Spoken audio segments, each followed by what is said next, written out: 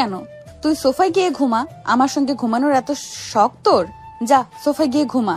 কিন্তু কেন? আপনি আমার ওয়াইফ আর আমি আপনার হাজবেন্ড, তাহলে আমি সোফায় কেন ঘুমাবো? হাজব্যান্ড মানে তুই কি ভেবেছিস এই বিয়ে আমি তোর সঙ্গে সংসার করার জন্য করেছি? মোটেও না। এই বিয়েটা আমার করতে হয়েছে আব্বুর প্রেসারের জন্য। তাছাড়া তোর মতো গরিব ফকিন্নিকে আমি বিয়ে করব? তাহলে আপনি আমাকে বিয়ে করলেন কেন? আপনি তো আগেই নিষেধ করে দিতে পারতেন। শুধু শুধু আমার জীবনটা এভাবে নষ্ট করলেন কেন? এখন কি তোকে জবাবদিহিতা করতে হবে নাকি? আমার আমার সঙ্গে বেশি কথা বলিস না, বুঝতে পারলি তো?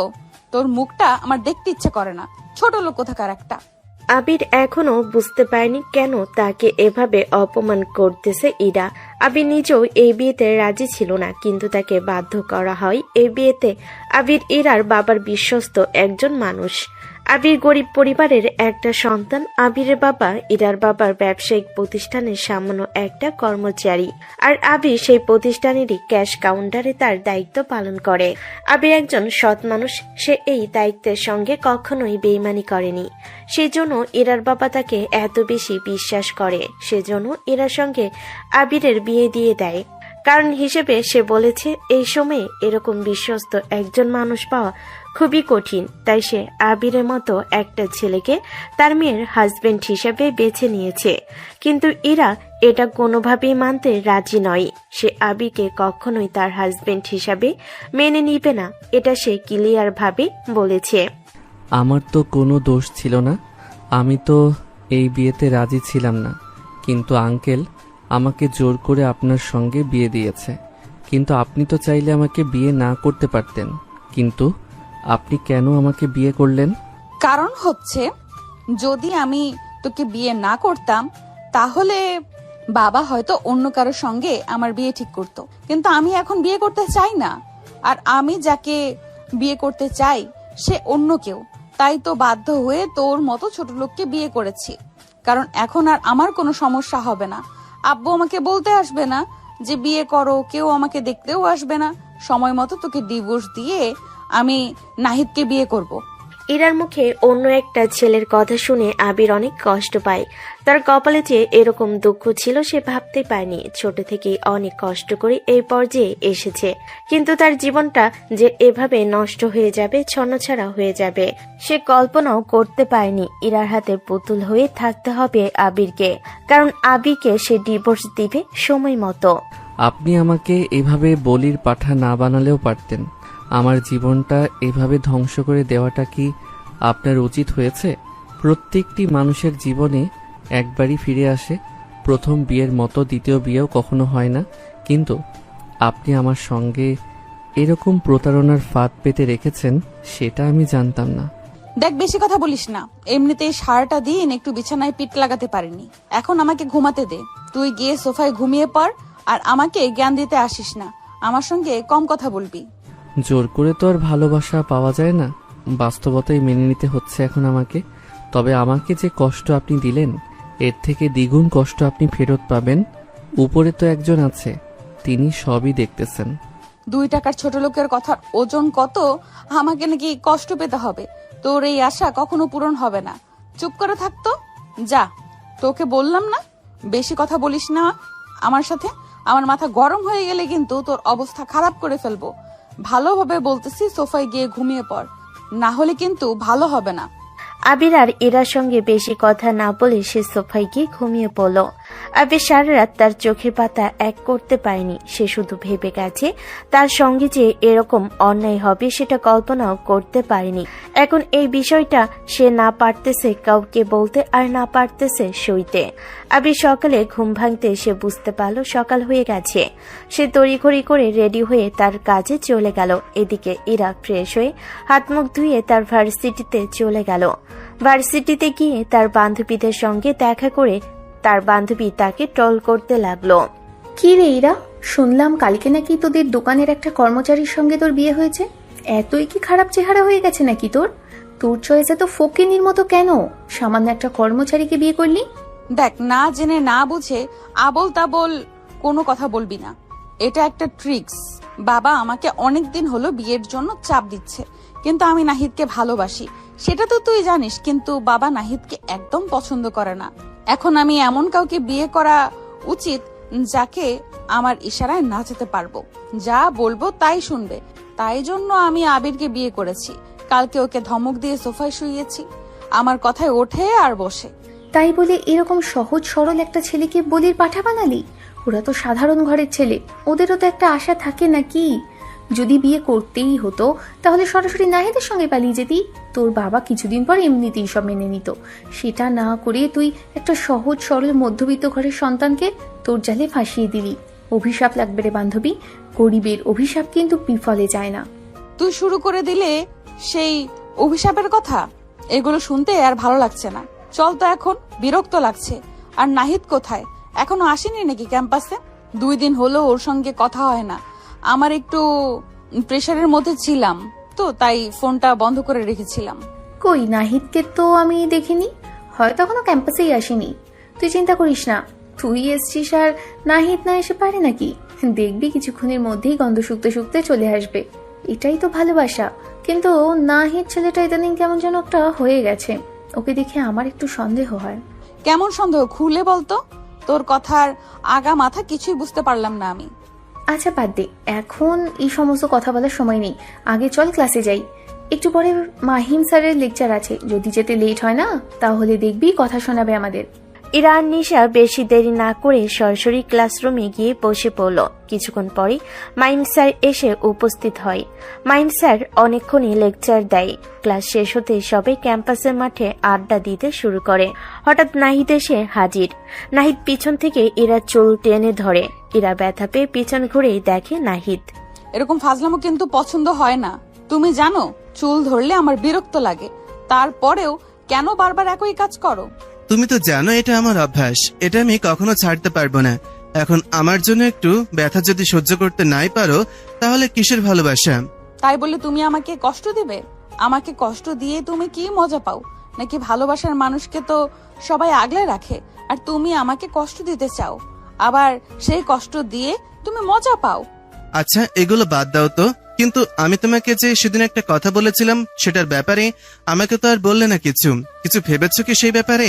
এখানে অনেকেই আছে, এখন এই কথা না বলাই ভালো।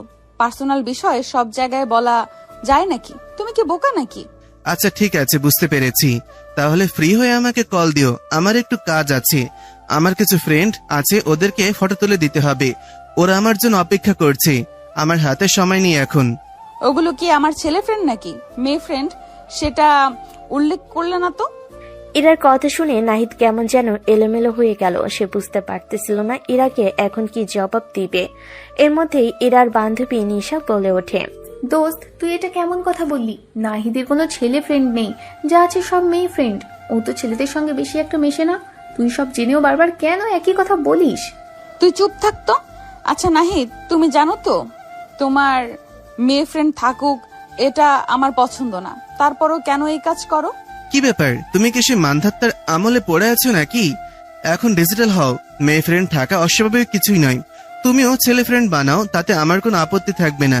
আমার ব্যক্তিগত বিষয়ে তুমি নাক না গলালেই আমি বরং বেশি খুশি হব। নাহিদ কথাটা বলে সঙ্গে সঙ্গে সেখান থেকে চলে গেল। ইরা নাহিদের কথা শুনে মন খারাপ করে বসেছিল।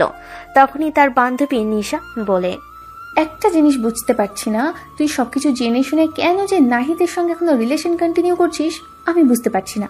তুই তার থেকে ভালো ছেলে ডিজার্ভ করিস, ও তো তোর যোগ্যই না। তুই তো জানিসই নাহিদকে আমি কত ভালোবাসি, কিন্তু আমার ভালোবাসার প্রতিদান ও শুধু কষ্টই দিয়েছে। তারপরও আমি ওকে বারবার ক্ষমা করে দিয়েছি, কিন্তু এখন মনে হচ্ছে নাহিদ একটু বেশি বেশি করতেছে। তোর সঙ্গে আমার একা একা এইভাবে কথা বলতে হবে। ও আসলে কি চায় সেটা ক্লিয়ার ভাবে জানতে হবে আমার। সবই তো আমি জানি, কিন্তু তারপরও তোর নাহিদের বিষয়টা নিয়ে আরেকটু ভাবা উচিত। ওর হাবভাব কিন্তু আমার একটুও ভালো লাগে না। সবসময় শুধু মেয়েদের ভিডিওকে দেখা যায়। এখন তোর জীবন, তুই কার সঙ্গে কাটাবি সেটা তোর ব্যক্তিগত বিষয়। তারপরও বান্ধবী হিসেবে আমি বলবো তুই নাহিদের বিষয়টা নিয়ে আর একটু ভালোভাবে দেখ। নিশার কথা শুনে এরা বুঝতে পারে তার আসলে নাহিদের বিষয়টা নিয়ে আরেকটু সিরিয়াস হওয়া উচিত। কারণ নাহিদ তাকে সময় না দিয়ে বেশিরভাগ সময় অন্য মেয়েদের সঙ্গে কাটায়। এটা ইরাকে অনেক কষ্ট দেয়। তারপরও ভালোবাসার জন্য সে নাহিদকে সব সময় ক্ষমা করে দেয়। কিন্তু ইরার এবার একটু ব্যতিক্রম, সে এবার আরো সিরিয়াস হতে চায়। বান্ধবী, এবার আর কোনো কাহিনী করব না। এবার আমি নাহিদকে নিয়ে আরো বেশি সিরিয়াস হব। আমি চাই না ওর জন্য আমার জীবনটা নষ্ট হয়ে যাক। আমি এমনিতেই অনেক বেশি ঝামেলার মধ্যে দিয়ে যাচ্ছি, এর মধ্যে নতুন কোনো প্রবলেম তৈরি করতে চাই না। ও যদি আমাকে ওর লাইফ পারফেক্ট মনে না করে, তাহলে ওর লাইফে আমার যাওয়ার কোনো ইচ্ছে নেই। সেটা আমি একটু একটু করে বুঝতে পারতেছি, আমার মূল্য ওর কাছে কতটুকু। তুই যদি বুঝতে পারিস সেটাই ভালো হবে। আমি বলে বলে হাঁপিয়ে গেছি, কিন্তু আজকে যে তুই একটু হলেও বুঝতে পেরেছিস সেটার জন্য তোকে থ্যাঙ্কস দোস্ত। কিন্তু এখন তুই একটু বুঝে শুনে পা ফেল। নাহিদ কিন্তু তোর জন্য একদমই পারফেক্ট না। ইরা নিশার কথাগুলো মন দিয়ে শুনতেছিল। নিশার সব কথাতেই সে মাথা নাড়িয়ে সম্মতি দিচ্ছিল। নিশা আজকে বুঝতে পারে এরা আসলে নাহিদ বিষয়টা নিয়ে এখন ভাবতেছে। তারা দুজন এভাবে কথা বলতে বলতে দুজন বাসার দিকে চলে গেল। এরা বাসায় গিয়ে দেখে আবির রুমের মধ্যে বসে আছে মন খারাপ করে। কি ব্যাপার, তুই আজকে কাজে যাসনি নাকি? আর তুই আমার রুমে কি করতেছিস? রুম থেকে বের হ, আমি এখন জামা কাপড় চেঞ্জ করব। দেখুন, আমি যদি এই রুমে না থেকে অন্য কোনো রুমে থাকি তাহলে সবাই ভাববে আপনার আমার মধ্যে সম্পর্ক স্বাভাবিক নয়। তাই জন্য বাধ্য হয়ে আমি আপনার রুমে বসে আছি। ও আচ্ছা, তুই এখন এখান থেকে যা। আলগাপিরি দেখতে আসছিস? তোর মতো আমি সবই বুঝি। রুম থেকে বের হ, আমি জামা কাপড় চেঞ্জ করব। এখন নাকি তোর সামনে জামা কাপড় চেঞ্জ করব? আর তুই সবকিছু দেখবি? খুব ইচ্ছা নাকি? কি বলতেছেন এগুলো? এসব আমার চিন্তা নেই, আর আমি ওই রকম ছেলেই নই। আপনি আমাকে ভুল ভাবছেন। আর আপনি একটা কাজ করলে তো পারেন, ওয়াশরুমে গিয়ে চেঞ্জ করে আসেন। আমি বাইরে গিয়ে কোথায় বসে থাকবো বলেন? যে রুমে আমি থাকতাম সেই রুমে এখন কাজের মানুষ থাকে, তাহলে আমি কোথায় যাব? তুই জাহান্নামে যা, আমার কিছু যায় আসে না। তুই এখন আমার রুম থেকে বের হ। আমার মাথা কিন্তু গরম হয়ে যাচ্ছে। আর তোকে একটা কথা বলি, তুই এত কথা বলিস কেন? যেটা বলেছি সেটা কর। এরার কথা শুনে আবির মন খারাপ করে রুম থেকে বের হয়ে গেল। সে এখন কোথায় গিয়ে একটু আশ্রয় নিবে সেটা বুঝতে পারতেছে না। তখন ছিল দুপুর টাইম, প্রায় সবাই যার যার ঘরে ঘুমাচ্ছিল। তাই সে রান্নাঘরে গিয়ে বসে আছে। কিছুক্ষণ পর সেখান থেকে এরা যায়। তার হাতে ছিল আপেল। সে রান্নাঘরে গেছে আপেল কাটতে। সেখানে গিয়ে আবিরকে দেখে চমকে ওঠে। কি ব্যাপার, তুই এখানে ভূতের মতো বসে আছিস কেন? আর কোথাও যাওয়ার জায়গা পেলি না? রান্নাঘরে বসে থাকতে হবে? দেখুন, আমি আর কোথাও যাইনি, সবাই এখন ঘুমাচ্ছে, তাই আমি রান্নাঘরে এসে চুপচাপ বসে আছি। এখানেও যদি আপনার সমস্যা হয় তাহলে আমি কোথায় যাব বলেন? আপনি যেখানে বলবেন আমি সেখানে চলে যাব। এরা একটু নমনীয় হয়। সে বুঝতে পারে আবির কষ্ট পেয়েছে তার কথায়। তাই আর আবিরকে সে কিছু না বলে, তাই নেহা আবিরকে আর কিছু না বলে আপেল কাটতে শুরু করে। আপেল কাটতে কাটতে হঠাৎ তার আঙ্গুল কেটে যায়। সে চিৎকার দিয়ে ওঠে। সঙ্গে সঙ্গে আবির দাঁড়িয়ে দৌড় দিয়ে গিয়ে ইরার কাটা আঙ্গুল নিয়ে তার মুখের মধ্যে নিয়ে রক্তগুলো মুছে ফেলে। ইরা তাকিয়ে তাকিয়ে শুধু দেখতেছিল। আবির দৌড় দিয়ে গিয়ে ব্যান্ডেজ খুঁজে পায় না, তাই সে আপাতত একটা সাদা কাপড় দিয়ে তার হাতটা শক্ত করে বেঁধে দেয়, যাতে আর রক্ত বের না হয়। এখন আপনার রক্ত পড়া অনেক কমে যাবে। এখন আপনি একটা কাজ করুন, রুমে গিয়ে রেস্ট নিন। আমি আপনার জন্য আপেল কেটে নিয়ে আসতেছি। এরা বলার মতো আর কোনো ভাষা খুঁজে পাচ্ছিল না, তাই সে মাথা নেড়ে রুমের দিকে চলে যায়। আর এদিকে আবির আপেল মালটা কেটে নিয়ে ইরার কাছে যায়। এরা আর আবিরকে কোনো কিছু না বলে খাওয়া শুরু করে। আবিরকে খেতে বলে সে না করে। কি ব্যাপার, নিচ্ছিস না কেন? নে, তুই নিয়ে আসলি আর তুই একটু খাবি না? না না, আপনি খান, আমার খাওয়ার কোনো ইচ্ছা নেই। আর আমি হচ্ছি ছোট লোক, আপনার মতো বড় লোকের সঙ্গে কি আমার এক প্লেটে খাওয়া মানায়? ইরা আবিরের কথা শুনে বুঝতে পারে তার কথায় আবির অনেক কষ্ট পেয়েছে। ইরা তাকে আর কোনো কিছু না বলে খাওয়া দাওয়া শেষ করে সে একটু শুয়ে থেকে রেস্ট নিচ্ছিল। কিছুক্ষণ পরে তার মনে হলো তার একটু মার্কেটে যাওয়া দরকার কিছু কেনাকাটার জন্য। কিন্তু সে তার চাচাতো বোনকে খুঁজতে শুরু করে। সে জানতে পারে তার চাচাতো বোন এখনো কলেজ থেকে আসেনি, তাই সে বাধ্য হয়ে একাই যেতে লাগলো। কিন্তু রেডি হয়ে বাইরে বের হয়ে দেখে আবির একা একা গাড়ি টেনে বসে আছে। কি ব্যাপার আবির, তুই এখানে কি করতেছিস? রুমের মধ্যে গিয়ে বসে থাকলে তো পারিস। না, আপনি রুমের মধ্যে শুয়ে আছেন, সেখানে আমি কি করে বসে থাকি বলুন? পরে আবার আপনি মাইন্ড করতে পারেন, সেজন্য বের হয়ে আসছি। আচ্ছা, এখন তো আমি রুমে নাই, এখন একটু শুয়ে থেকে রেস্ট নে, এক্ষুনি চলে যা। ইরার কথা শুনে আবির সঙ্গে সঙ্গে সেখান থেকে উঠে বাড়ির মধ্যে প্রবেশ করতেছিল। এর মধ্যে ইরার আম্মু তাকে থামিয়ে দেয়। কি ব্যাপার, ইরা কোথাও যাচ্ছে? বলো তো, তুমিও সঙ্গে যাচ্ছ না কেন? একা একা মেয়ে মানুষ মার্কেটে যাচ্ছে? আন্টি, আমাকে তো কিছুই বলে নাই সে কোথায় যাচ্ছে, তাই আমি আর তাকে জিজ্ঞেস করি নাই কিছু। আমাকে যদি সঙ্গে নিত তাহলে এমনিতেই বলতো, যেহেতু বলে নাই তাই আমার যাওয়াটা ঠিক হবে না। ইরা, এদিকে আয় তো, তোর সঙ্গে আমার কিছু কথা আছে। কি হয়েছে আম্মু, বলো। কিছু আনতে হবে নাকি? আমার দেরি হয়ে যাচ্ছে, তাড়াতাড়ি বলো। আমার জন্য কিছু আনতে হবে না, কিন্তু তুই যাচ্ছিসটা কোথায়? আবিরকে সঙ্গে নিয়ে গেলেই তো পারিস, ও তো শুধু শুধু বাসায় বসে আছে। না আম্মু, আমি একাই যেতে পারবো, সমস্যা নেই। মারি এখনো কলেজ থেকে আসেনি, সেজন্য আমি একাই যাচ্ছি। আমাকে বেশি কথা বলতে বাধ্য করিস না, তোকে বলেছি আবিরকে সঙ্গে নিয়ে যেতে হবে, আর কোনো কথা বলা যাবে না। ইরা তার আম্মুর সাথে কোনো কথা না বলে আবিরকে রেডি হয়ে আসতে বলে। আবির প্রথমে যেতে চাচ্ছিল না, কিন্তু ইরা তার আম্মুর জোড়াজড়িতে রেডি হয়ে বের হয়ে আসে। তারপরে দুজন মার্কেটের দিকে যেতে শুরু করে। দেখুন, পরে আবার বলবেন আমি ইচ্ছা করে যাচ্ছি, এটা কিন্তু ঠিক হবে না।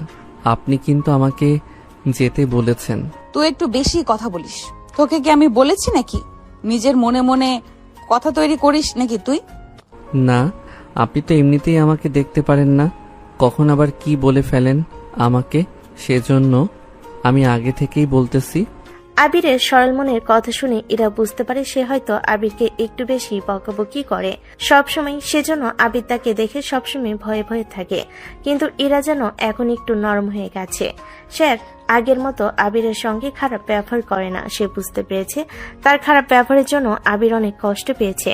তাই আবিরকে সঙ্গে নিয়ে মার্কেটে যায় ইরা। সেখানে গিয়ে অনেকক্ষণ কেনাকাটা করার পর সে ভাবে যে আবিরকেও কিছু কিনে দেওয়া উচিত। তাই সে আবিরকে একটা শার্ট, 2টা টি শার্ট আর 2টা প্যান্ট গিফট করে। আসার পথে নাহিদের সঙ্গে দেখা হয়ে যায় ইরার। কি ব্যাপার, তুমি এই অসময়ে মার্কেটে এসেছো কেন? আর এই ছেলেটাকে তোমার সঙ্গে? আবার দেখতেছি ওকে মার্কেট করে দিচ্ছ। তোমার নতুন বিএফ নয় তো? সাবধানে কথা বলো, কোথায় কোন কথা বলতে হয় সেটাও তো তুমি জানো না। ম্যানারলেস একটা। আর এটা কে তোমাকে বলতে বাধা নেই, কিন্তু তুমি আমাকে এইভাবে কথা বলতে পারলে কিভাবে? আমি তো কখনো তোমার এইরকম আঘাত দিয়ে কথা বলিনি। আরে তুমি সিরিয়াস হয়ে যাচ্ছ কেন? আমি তো তোমার সঙ্গে একটু ফাজলামো করলাম, তুমি তো দেখছি রেগে যাচ্ছ। কিন্তু মার্কেটে কেন এসেছো? আমি কিছু কেনাকাটা করার জন্য সেজন্য মার্কেটে এসেছি। কেন, তোমার কোনো সমস্যা নাকি? না, আমার কোনো সমস্যা নাই, কিন্তু আমাকে তো একটাবার বলতে পারতে, আমি তোমার সঙ্গে আসতাম। তা না করে তুমি একটা অচেনা ছেলেকে সঙ্গে করে নিয়ে এসেছো। তুমি আবার দিবে আমাকে সময়? তোমার তো সারাদিন কেটে যায় অন্য মেয়েদের ছবি তুলে দিতে, তাহলে আমাকে সময় দিবে কিভাবে? আর তুমি যাকে অচেনা ছেলে বলতেছো, ও অচেনা না, ও আমাদের বাসায় থাকে। আমার বাবার ব্যবসায় ওর অনেক বেশি অবদান আছে। আজকেও ও কাজে যায় নাই, সেই জন্য ওকে নিয়ে এসেছি। আর তোমার সঙ্গে এখন কথা বলার সময় নেই, রাত হয়ে গেছে, লেট হলে আম্মু বকা দিবে। আমাকে তাড়াতাড়ি যেতে হবে, সরো। ইরা নাহিদকে বাই বলে দ্রুত সেখান থেকে চলে আসে। একটা রিক্সা নিয়ে সরাসরি তার বাসায় চলে আসে। বাসায় এসে দেখে হলরুমে সবাই বসে আছে। ইরার চাচাতো বোন জিজ্ঞেস করে, কি ব্যাপার আপু, কোথায় গেছিলে ভাইয়াকে নিয়ে? দেখছি অনেক মার্কেট করেছো, আমাকে তো কিছুই কিনে দিলে না এই পর্যন্ত। নতুন ভাইয়াকে পেয়ে দেখছি আমাকে ভুলেই গেছো। বেশি কথা বলিস না, পাকনা পাকনা কথা শিখে গেছিস না? মারবো একটা চর। তুই কলেজ থেকে আসতে আসতে দেরি করলি কেন? আজকে কোথায় গিয়েছিলি? গ্রুপ স্টাডি করলাম আপু, কালকে অনেক গুরুত্বপূর্ণ ক্লাস আছে তো, সেজন্য সবাই মিলে একটু স্টাডি করলাম। আমি না থেকে তো ভালোই হয়েছে, তুমি ভাইয়াকে নিয়ে যেতে পেরেছো সঙ্গে করে। প্রতিদিন তোর এত কি কেনাকাটা করা লাগে বুঝি না আমি। আচ্ছা যাই হোক, তোর মামা এসেছে, তোর মামার সঙ্গে আবিরের পরিচয় করিয়ে দে।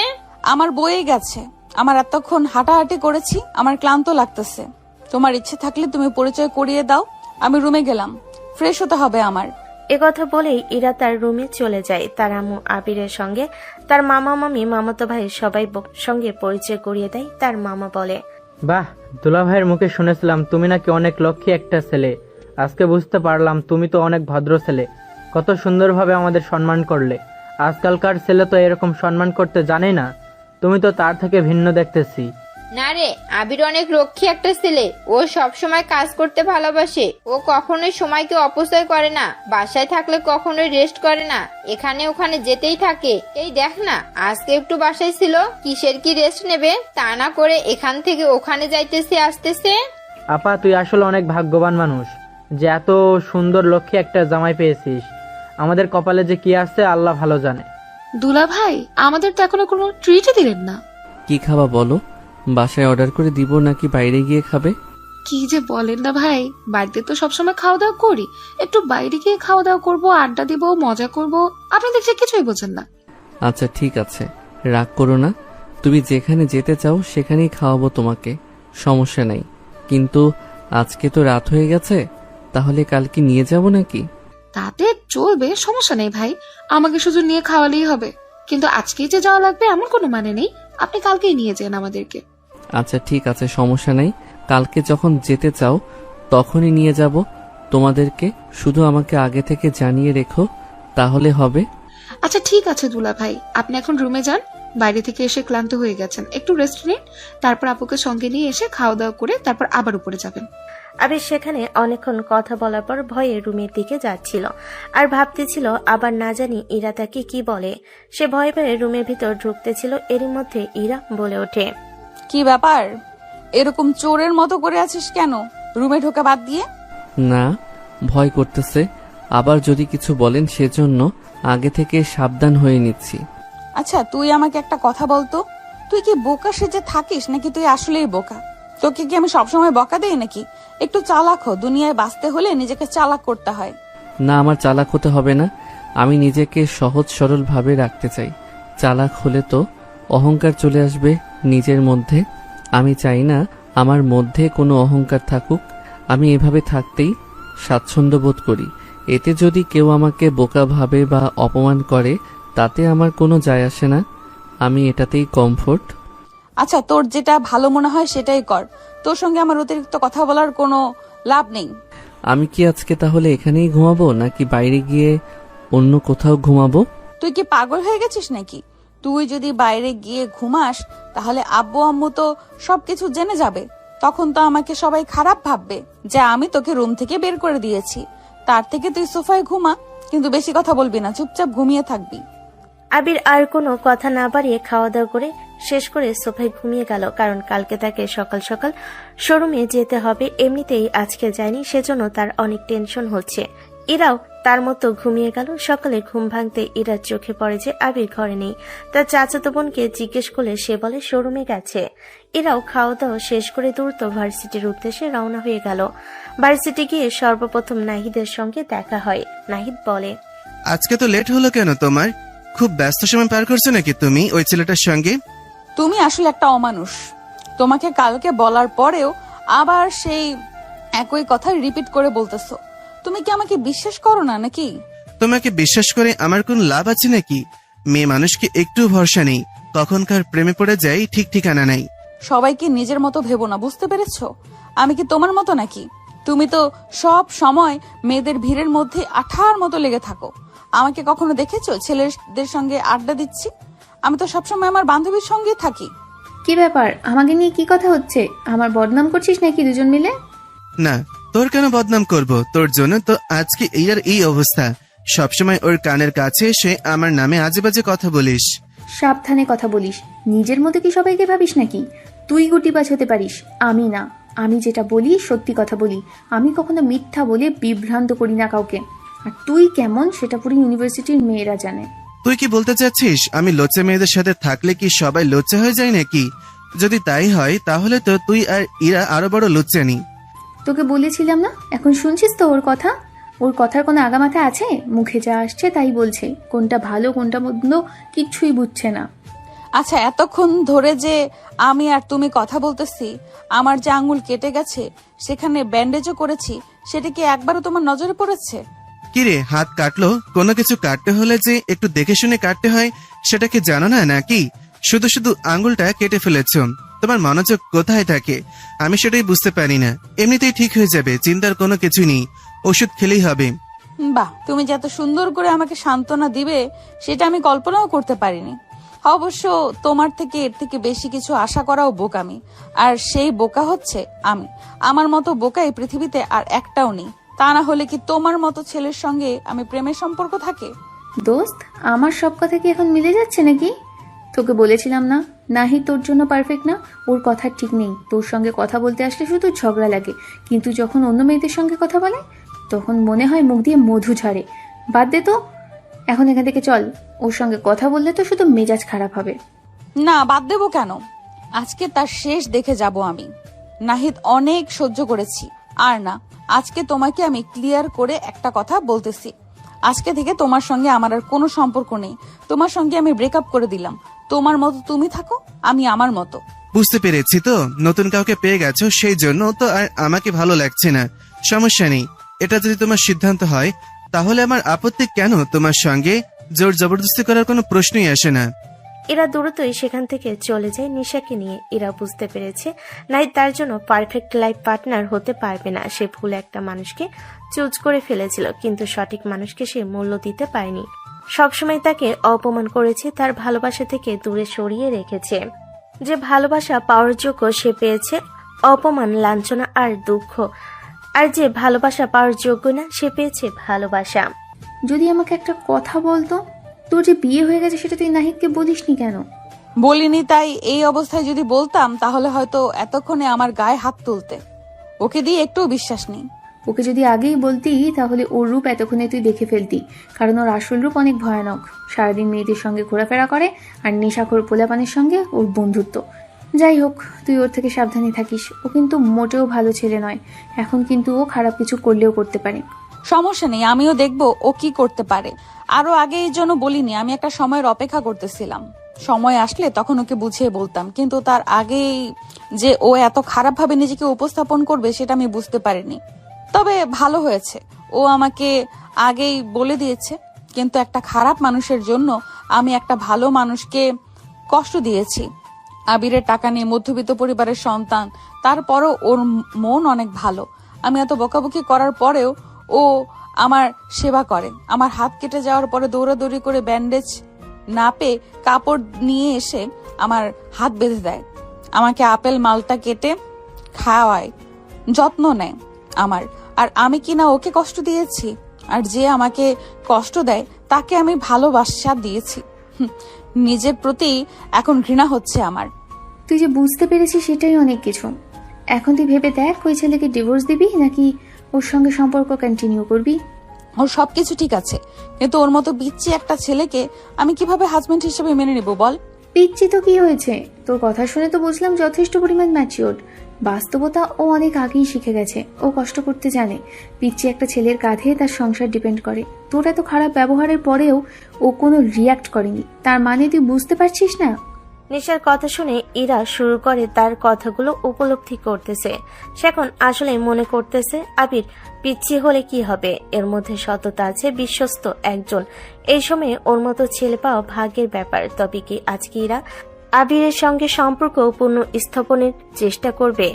আচ্ছা দোস্ত, বাদ দে। এখন চল তাহলে ক্লাসে যাই। ক্লাস শেষ করে কিছুক্ষণ আড্ডা দিয়ে তারপরে বাসার দিকে চলে যাব। না দোস্ত, আমি আজকে ক্লাস করব না। আমার বিরক্ত লাগতেছে। আমি এখন বাসায় যাব, আমার ঘুমাতে হবে। আচ্ছা ঠিক আছে, বুঝতে পারছি। এখন তুই তাহলে বাসার দিকে যা, তোর সঙ্গে কালকে দেখা হবে। তার বান্ধবীর সঙ্গে কথা শেষ করে সে বাসার উদ্দেশ্যে রওনা হয়ে গেল। রিক্সা নিয়ে সোজা বাসে গিয়ে নামলো রুমের মধ্যে।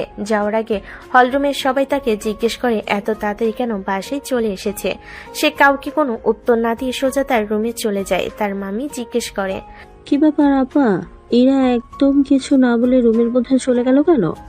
ও এমনই, সবসময় শুধু জেদ করে। হয়তো ভার্সিটিতে গিয়ে ভালো লাগেনি তাই বাসায় চলে এসেছে। এটা ওর জন্য নতুন কিছু না। কিন্তু আপা, এটা বলা ঠিক হবে কিনা আমার ইরাকে সন্দেহ হয়। আমার মনে হয় আবিরের সঙ্গে সম্পর্ক ভালো না। আবিরের সঙ্গে ঠিকমতো কথা বলে না। আবিরও দেখি ইরাকে দেখে ভয় ভয় থাকে। কি বলিস? আমি তো এই বিষয়ে কিছুই জানি না। আমি তো জানতাম বিয়ের পরে ওদের মধ্যে সবকিছু ঠিক হয়ে গেছে। তুই কি আসলে শিওর? আমি 100% শিওর হয়ে বলতেছি, কারণ আমি আবিরকে সোফায় শুয়ে থাকতে দেখেছি। কিন্তু তোমাকে বলিনি বিষয়টা, যদি তুমি মাইন্ড করো সেজন্য। ইরার মামির মুখে এই কথা শুনে ইরার আম্মু অবাক হয়ে গেল। সে বুঝতে পারছে না আসলে কি এটা সত্যি নাকি সে ভুল কিছু দেখছে। সে আরো একবার কনফার্ম হওয়ার জন্য জিজ্ঞেস করে, কিন্তু তারপরও একই কথা বলে। এবার ইরার আম্মু সন্দেহ হতে শুরু করে। সে একটু একটু করে বুঝতেছে এখন ইরা কেন আবিরকে সবসময় ধমকায়, কিন্তু ইরা এখন ঘুমিয়ে আছে, সেই জন্য কেউ তাকে ডাকতে চায় না। কি ব্যাপার আবির, তুমি আজকে এত তাড়াতাড়ি বাসায় চলে এসেছো কেন? শরীর খারাপ নাকি তোমার? আন্টি, শরীর খারাপ না, আজকে একটু চাপ কম তো, তাই আঙ্কেল আমাকে চলে যেতে বলল বাড়িতে, তাই চলে এসেছি। আচ্ছা ঠিক আছে, এসব ভালো কথা, কিন্তু তোমাকে একটা কথা বলতে চাচ্ছিলাম, সত্যি সত্যি বলবে কিন্তু সব? হ্যাঁ বলুন, কি জিজ্ঞেস করতে চান? আমি কি আপনাকে মিথ্যা কথা বলতে পারি? যা বলবো সত্যি বলবো। তোমার আর ইরার সম্পর্ক আসলে কেমন? তোমরা কি আসলে হাজবেন্ড ওয়াইফের মতো থাকো, নাকি তোমাদের মধ্যে কোনো মনোমালিন্য আছে? আন্টি, হঠাৎ এরকম কথা বলতেছেন কেন? কিছু হয়েছে নাকি? ইরা আপনাকে কিছু বলেছে? না, ও আমাকে কিছু বলেনি, কিন্তু আমার সন্দেহ হচ্ছে তোমাদের দুজনের আচার আচরণ দেখে আমার মনে হচ্ছে কোনো একটা ঝামেলা চলতেছে তোমাদের মধ্যে। না আন্টি, সেরকম কিছুই না, আপনি হয়তো ভুল ভাবতেছেন। আমাদের মধ্যে তো সবকিছু ঠিকই আছে, কিন্তু সে আমার থেকে সিনিয়র তো, তাই একটু প্রবলেম হচ্ছে। তবে ওই রকম কিছু না, কয়েকদিন গেলে এমনিতে সব ঠিক হয়ে যাবে। আর আপনি এই বিষয় নিয়ে চিন্তা করতেছেন কেন? ইরার আম্মুর মুখে কথাটা শোনার পর আবির থমকে যায়। সে অনেক কষ্টে কোনোভাবে আম্মুকে বোঝাতে সক্ষম হয় যে তাদের মধ্যে কোনো ঝামেলা নেই, সবকিছু ঠিক আছে। কিন্তু আসলে কি সবকিছু ঠিক আছে? আবির ইরাকে বাঁচাতে মিথ্যার আশ্রয় নিল, কিন্তু সে কখনোই মিথ্যা কথা বলতো না। আজকে ইরার জন্য তাকে মিথ্যা কথা বলতে হলো। আচ্ছা ঠিক আছে বাবা, সারাদিন কাজ করেছো, এখন একটু রুমে গিয়ে রেস্ট করো, তারপরে তোমাকে খাওয়া দাওয়ার জন্য ডাকতেছি আমি। আচ্ছা ঠিক আছে আন্টি, আমি রুমে আছি, কোনো দরকার হলে আমাকে ডাকবেন। কথাটা বলে আবির তার রুমের দিকে চলে যায়। কিন্তু সে ভাবছিল সবাই কি তাহলে আসলেই বুঝে গেছে যে ইরার মধ্যে আর তার মধ্যে সম্পর্কে আসলে ঠিক নেই? সেটা ভাবতে ভাবতে রুমের মধ্যে প্রবেশ করলো। রুমের মধ্যে ঢুকে দেখে ইরা শুয়ে ঘুমাচ্ছে।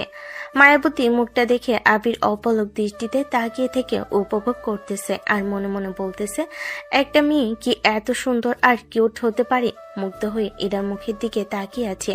আবির সোফায় শুয়ে পড়ে একটু রেস্ট নেওয়ার জন্য। কিছুক্ষণ পর ইরার ঘুম ভেঙে যায়। ইরা তাকিয়ে দেখে আবির শুয়ে আছে। এই আবির, কিরে ঘুমিয়ে গেছিস নাকি?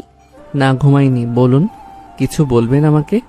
আমার পাশে এসে একটু বস, তোর সঙ্গে একটু কথা আছে। ইরার কথা শুনে আবির অবাক হয়ে গেল। সে বুঝতে পারতেছে না তাই কি করা উচিত, কারণ ইরা তো আবিরকে দেখতে পায় না। কি হয়েছে বলুন? আপনি তো আমাকে এইভাবে কখনোই ডাকেন না, তাহলে আজকে কি এমন হলো বুঝতে পারলাম না। কেন, আমি তোকে ডাকতে পারি না? আমি ডাকলে কি সমস্যা? না, কোনো সমস্যা না, বলুন আপনি কি বলতে চান। আপনি কি এখনই ডিভোর্স চাচ্ছেন নাকি সমস্যা নেই? আপনি যখন বলবেন আমি করে দিতে পারবো, চিন্তা করবেন না আপনি। আবিরের মুখে ডিভোর্সের কথা শুনে ইরা তেলে বেগুনে জ্বলে ওঠে, আবিরকে ধমকাতে শুরু করে। ইরা আবিরের হাত ধরে টান দিয়ে নিয়ে বিছানার উপর শুয়ে দিয়ে আবিরের শরীরের উপর শুয়ে পড়ে ইরা। আবির অবাক হয়ে তাকিয়ে আছে ইরার দিকে। আবিরের হাত পা কাঁপতেছিল, তার মুখ দিয়ে কোনো কথা বের হচ্ছিল না। ইরা বলে, কি ব্যাপার, তুই কি ভয় পেয়ে গেলি নাকি? কোনো কথাই বলতেছিস না, কিছু তো বল। না মানে আপনি আমার সঙ্গে এরকম করতেছেন কেন? কেন আমি এরকম করব না তো কে করবে? এরকম আমি তো তোর ওয়াইফ, তোর সঙ্গে আমি রোম্যান্স করব না তো কি পরপুরুষের সাথে রোম্যান্স করব নাকি? আমি সেটা বলতে চাইনি, আমি বলতে চাচ্ছি যে আপনি তো আমাকে ডিভোর্স দিবেন, তাহলে আবার আমাকে এখন কাছে টেনে নিচ্ছেন কি জন্য সেটা জানতে চাচ্ছি। তোকে আমি আগে যা কিছু বলেছি সবকিছু এখন ভুলে যা, আজকে থেকে আবার নতুন ভাবে শুরু করতে হবে। তোকে আমি অনেক কষ্ট দিয়েছি, অনেক খারাপ ভাবে কথা বলেছি, কিন্তু আর নয়। ইরার মুখে এরকম অনুতপ্ত কথা শুনে আবির অবাক হয়ে গেল। ইরার হঠাৎ এরকম পরিবর্তন দেখে আবির বুঝতে পারছিল না এটা কি আসলেই ইরা নাকি অন্য কেউ। আচ্ছা ঠিক আছে, বুঝতে পারছি, আমাকে এখন যেতে দিন, আমি ঘুমাবো। তুই কি এখন আমাকে একটু অ্যাটিটিউড দেখানোর চেষ্টা করতেছিস নাকি? আমি তোর সঙ্গে ভালোবাসা দিয়ে ভদ্রভাবে কথা বলতেছি, আর তুই দেখতেছি আমার সঙ্গে উল্টো ব্যবহার করতেছিস। আপনি ভুল ভাবছেন, আপনি তো আমাকে হাজবেন্ড হিসেবে মেনে নেন নাই, তাহলে আপনার সঙ্গে কিভাবে আমি এই সম্পর্ক করব? তুই আসলে বেশি কথা বলিস। কে বলেছে আমি তোকে হাজবেন্ড হিসেবে মেনে নেইনি? আমি এতক্ষণ যাবত যে তোর সঙ্গে রোমান্টিক কথা বলতেছি, সেটা শুনে তুই কি বুঝতে পারছিস না নাকি আমি তোকে মেনে নিয়েছি কি নেই নাই? আবির সেখান থেকে উঠে চলে যাবে, হঠাৎ ইরা তাকে টান দিয়ে নিয়ে এসে বিছানায় শুইয়ে দেয়। তার দুই হাত শক্ত করে ধরে তার উপরে উঠে বসে কিস করতে শুরু করে। আবিরও ইরাকে শক্ত করে ধরে তার বুকের সঙ্গে জড়িয়ে নেয়। এভাবেই তারা দুজন অনেকক্ষণ একজন আরেকজনকে কিস করতেছিল, ভালোবাসছিল। হঠাৎ আবির ইরাকে উপর থেকে নামিয়ে বিছানার উপর শুইয়ে দিয়ে ইরার উপরে আবির উঠে পড়ে, তাকে আদর করতে শুরু করে। দুজনে উত্তেজনার ভালোবাসার পরম পর্যায়ে আছে, দুজন দুজনকে সর্বোচ্চ ভালোবাসা দেয়। এভাবেই তারা অনেকক্ষণ সময় কাটানোর পরে আবির ইরার উপর থেকে সরে যায়। দুজন ঘেমে একাকার, ফ্যান দিয়েও তাদের ঘাম যেন শেষ হচ্ছিল না। ইরা জিজ্ঞেস করে, কিরে, কেমন লাগলো তোর? তুই তো আমাকে ভালোবাসতে চাইছিলি না, তাহলে হঠাৎ করে কি এমন হলো আমাকে এত এত বেশি ভালোবাসা দিয়ে ভরিয়ে দিয়েছিস? আপনি আমার ওয়াইফ, আপনাকে যদি আমি ভালোবাসা না দেই তাহলে কি অন্য মেয়েকে দেব নাকি? আমি শুধু আপনার ফাইল ডিসিশনের জন্য অপেক্ষা করতেছিলাম। আমি ভেবেছিলাম আপনি আমাকে ডিভোর্স দিবেন, তারপরও আমি আপনাকে ভালোবেসে গেছি একান্তভাবে। কিন্তু আজকে যখন আপনি আমাকে ভালোবাসার কথা বললেন, আপনি আমাকে হাজবেন্ড হিসেবে মেনে নিয়েছেন এটা বললেন, তখন আমি আর নিজেকে ধরে রাখতে পারিনি। তাই আপনার সঙ্গে এত সুন্দর মধুর রোমান্টিক সময় কাটালাম। তাহলে এই ব্যাপার, আমি তোর সঙ্গে অন্যায় করেছি, সেটার জন্য তুই আমাকে মাফ করে দিস। হাজবেন্ড ওয়াইফের মধ্যে নো সরি, কিন্তু আজকে থেকে আপনাকে আমি আর কোনো ছেলের সঙ্গে সহ্য করতে পারবো না। আপনি শুধু আমার হয়ে থাকবেন।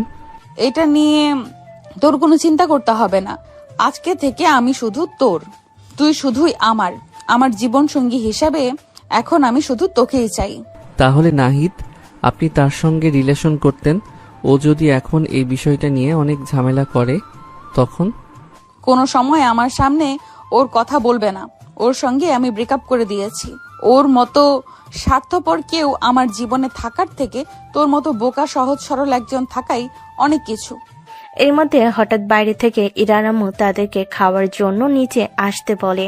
তারা আর বেশি দেরি না করে দ্রুত নিজেদেরকে ঠিক করে নিয়ে খাবার টেবিলে চলে যায়। আবির, কালকে তোমার শোরুমে যেতে হবে না।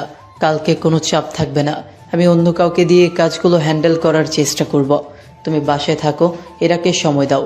বিয়ের পর থেকে তো ঠিকমতো ওকে সময় দিতে পারো না। আঙ্কেল, আপনার তো কষ্ট হয়ে যাবে, আমি গেলে ভালো হবে। আমি শুধু শুধু বাসায় থেকে কি করব বলেন? রাতে আসলে তো দেখা হবেই। দুলা ভাই, এই সুযোগ কিন্তু বারবার আসে না। আপনাকে যেহেতু আপনার সঙ্গে থাকতে বলেছে, তাকে সময় দিতে বলেছে, আপনি সেটাই করুন। দুইজন মিলে একটু রোমান্টিক টাইম স্পেন্ড করুন। এই তুই কি বলতেছিস? আব্বু আম্মু আছে, সবাই এখানে বসে আছে, তার মধ্যে তুই কথা বলতেছিস? তোর কি জ্ঞান বুদ্ধি কোনোদিনও হবে না? আবির, তুমি এটাই করো। বিয়ের পর থেকে তো ইরাকে সময় দিতে পারো না, সব সময় ব্যস্ত থাকো। ও তো ওর ভার্সিটি নিয়ে ব্যস্ত থাকে। কালকে না হয় দুজনে একটু বাসায় টাইম স্পেন্ড করো, তোমাদের ভালো লাগবে। আরে আমি বলছি, দুলা ভাই আমার কথা শুনলে তো। কিন্তু দুলা ভাই, আপনার কি মনে আছে কালকে কিন্তু আমাকে নিয়ে ঘুরতে যেতে হবে? হ্যাঁ, কেন মনে থাকবে না? অবশ্যই মনে আছে। তোমাকে আমি কথা দিয়েছি, অবশ্যই নিয়ে যাব। ওকে নিয়ে যেতে হবে কেন? তোমরা দুজন ঘুরবা, ওকে সঙ্গে নিয়ে গেলেও তোমাদের অনেক জ্বালাবে কিন্তু। হ্যাঁ আবির, তোমরা ঘুরতে যাচ্ছ যাও, সেখানে আবার মারিয়াকে নিয়ে যেতে হবে কেন? ও তো এমনিতেই পাক না, সব সময় বেশি কথা বলে। ওকে নিয়ে যেও না তোমরা সঙ্গে। চুপ করো তো তোমরা। খাওয়ার সময় কি শুরু করে দিয়েছো? এত ঘুরোঘুরি করতে হবে না। এখানে সেখানে ঘুরে কি করব? আমাদের দূরে কোথাও ঘুরতে যাওয়া উচিত। সবকিছু যদি তোদেরকে বলে দিতে হয় তাহলে আর লজ্জা শরম বলে কিছু থাকে? ইরার কথা শুনে তার আব্বু আম্মু বুঝতে পারে যে সে কোন বিষয়ে কথা বলতেছে। সেখানকার সবাই বুঝে ফেলে ইরা হানিমুনের কথা বলতেছে। মারিয়া হাসতে শুরু করে। ইরা মারিয়াকে একটা চিমটি কাটে। মারিয়া সঙ্গে সঙ্গে চুপ হয়ে যায়। ইতিমধ্যেই ইরার আম্মু বলে ওঠে, ইরা, আমি বুঝতে পারছি তুই কিসের কথা বলতেছিস।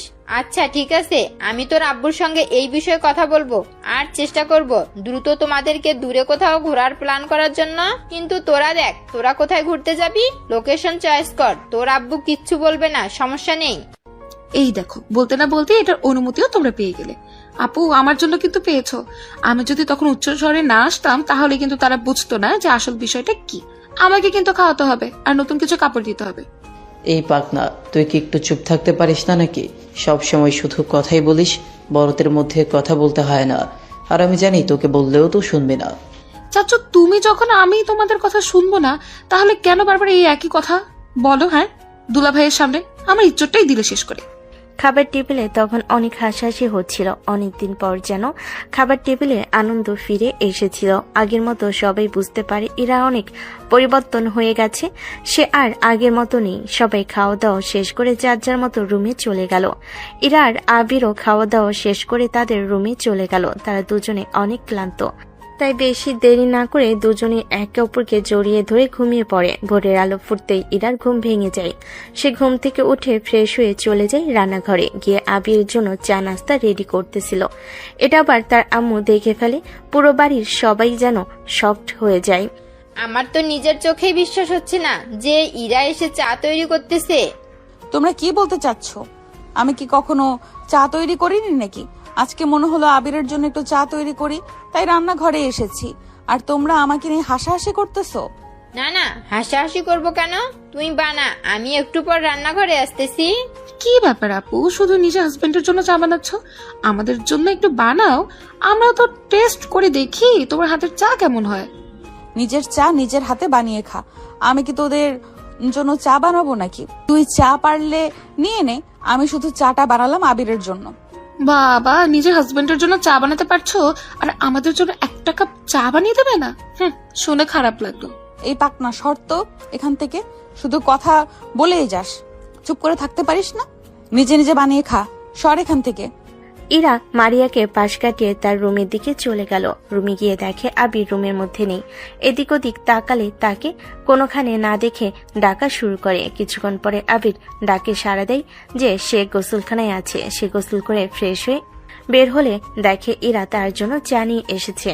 এটা দেখে সে মুচকি মুচকি হাসতে লাগে। তখন ইরা জিজ্ঞেস করে, কি ব্যাপার, তুই হাসাহাসি করতেছিস কেন? আমি কি এমন করলাম?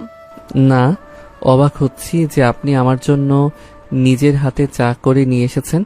এটা আমার বিশ্বাস হচ্ছে না যে মেয়ে কখনো নিজের হাতে তার জন্য চা বানায় না, সেই মেয়ে আমার জন্য বানিয়ে নিয়ে এসেছে। এটার জন্যই হাসি পাচ্ছে। দেখ, আমাকে কিন্তু ইনসাল্ট করবি না। আমি কিন্তু অনেক শখ করে তোর জন্য চা বানিয়ে নিয়ে এসেছি, কিন্তু তুই আমাকে নিয়ে হাসাহাসি করতেছিস কেন? ওরে আমার সোনা জান পাখি, তুমি রাগ করতেছো কেন? আমি তো তোমার সঙ্গে একটু ফাইজলামও করতেছি, এর জন্য কেউ রাগ করে? পাগলি একটা। আবির হাসি মুখে ইরার হাতের চায়ে চুমুক দিতেই বোঝা যায় যাতে চিনির বদলে লবণ দিয়েছে ইরা, কিন্তু সে বিষয়টা ইরাকে বুঝতে দেয় না। আবির অনেক স্বাদের সঙ্গে চা খাচ্ছিল। চা খাওয়া শেষ করে সে আয়নার সামনে দাঁড়িয়ে নিজেকে ঠিকঠাক করে দিচ্ছিল। এর মধ্যে ইরা একটু চা বাকি ছিল, সেটা চুমুক দেয়। তখন বুঝতে পারে তাতে শুধু লবণ হয়েছে, কিন্তু আবির এটা অনেক সুন্দর মতো খেয়েছে, যেন তাতে লবণ নয় চিনি হয়েছিল। আসলে ইরাকে সে কষ্ট দিতে চায়নি, কারণ প্রথম প্রথম চা বানিয়েছে, একটু ভুল হয়েছে, সেটা মানিয়ে নেওয়ার চেষ্টা করেছে আবির। কি ব্যাপার, চায়ে তো অনেক লবণ হয়েছে, কিন্তু তুই আমাকে কোনো কিছুই বললি না, শুধু খেয়েই গেলি। লবণ হয়েছে তো কি হয়েছে? প্রথম প্রথম চা বানাতে গেছেন, একটু তো মিস্টেক হতে পারে, এটা কোনো সমস্যা না, এরপরে সব ঠিক হয়ে যাবে। তাই বলে তুই এরকম তেতো একটা চা মনের আনন্দ নিয়ে খেয়ে ফেললি? একটু কিছু বললি না? বেশ অবাক লাগছে আমার। তুই এত ভালোবাসিস আমাকে যে একটু কষ্ট পাবো দেখে সব তুই লুকিয়ে গেছিস। আচ্ছা, আপনি এখন এগুলো কথা বাদ দিন, আজকে কোথায় ঘুরতে যাবেন সেটা বলুন।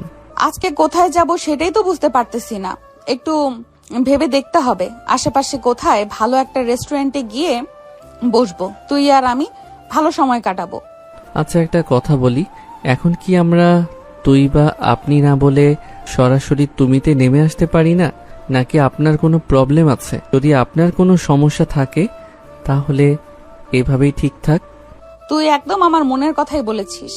আমিও মনে মনে এটাই চাইতাম, কিন্তু তোকে বলতে পারিনি। আজকে থেকে আমরা তুমিই বলবো।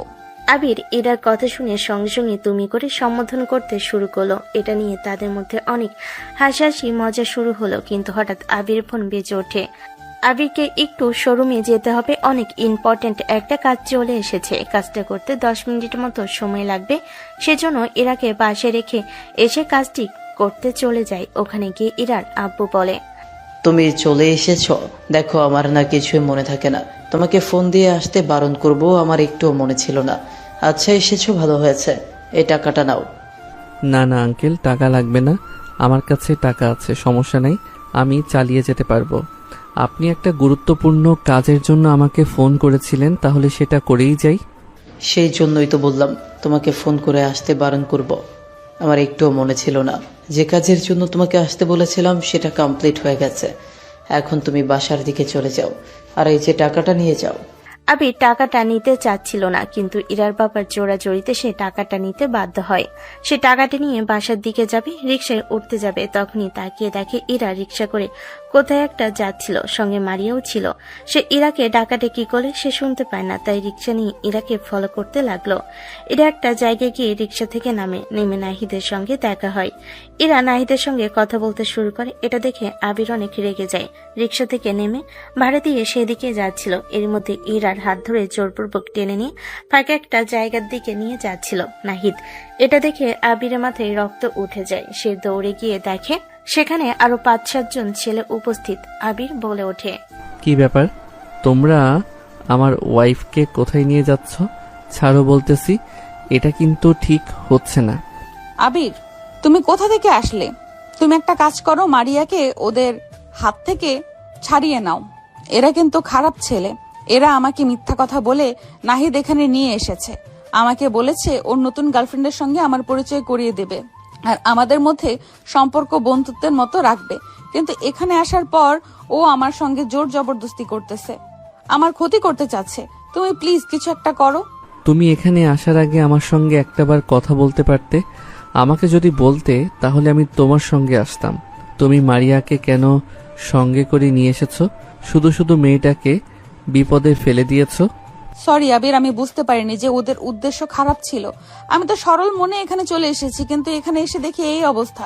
কিরে পুচকে, তুই কোথা থেকে আসলি? যা এখান থেকে যা, তা না হলে কিন্তু হাত পা ভেঙে একদম নদীতে ভাসিয়ে দেব। তোমরা আসলে কি চাও? হ্যাঁ, তোমরা আমার আপুর ক্ষতি করতে যাচ্ছ কেন? কি করেছে আমার আপু সেটা তো বলবে। তোমরা তোমরা তো অনেক খারাপ। আরে তুই তো এখনো খারাপের কিছুই দেখিসনি। তুই পিচ্ছে একটা মেয়ে হয়ে এত কথা বলিস কেন? চুপচাপ থাক, না হলে তোর অবস্থা তোর বোনের মতোই হবে। তোমরা বাজে ছেলে। আমার আব্বু যদি শুনতে পারে তাহলে কিন্তু তোমাদের একটাকেও ছাড়বে না, তোমাদের সবাইকে পুলিশে দেবে। এখনো ভালো করে বলছে, আমার আপুকে ছেড়ে দাও। এই মেয়েটা তো অনেক বেশি কথা বলছে। তোকে যদি আর একটাবার কিছু বলতে শুনেছি তাহলে কিন্তু তোর অবস্থা খারাপ করে ফেলবো। পিচ্ছি মেয়ে দেখে কিছু বলতেছি না, আমার ধৈর্যের পরীক্ষা নিস না। এ কথা বলে মারিয়াকে ধাক্কা দিয়ে কাদের মধ্যে ফেলে দিয়ে আবিরের মাথায় যেন জিন ভর করলো। সে আর কোনো কিছু না ভেবে নাহিদকে মারতে শুরু করে। নাহিদকে ঘুষি দিয়ে তার নাক ফাটিয়ে দেয়। তার সঙ্গে আরো যে 5-7 জন পোলাপান ছিল সবাই তাকে এসে ঘিরে ফেলে। আবির একাই সবার সঙ্গে ফাইট করতেছিল।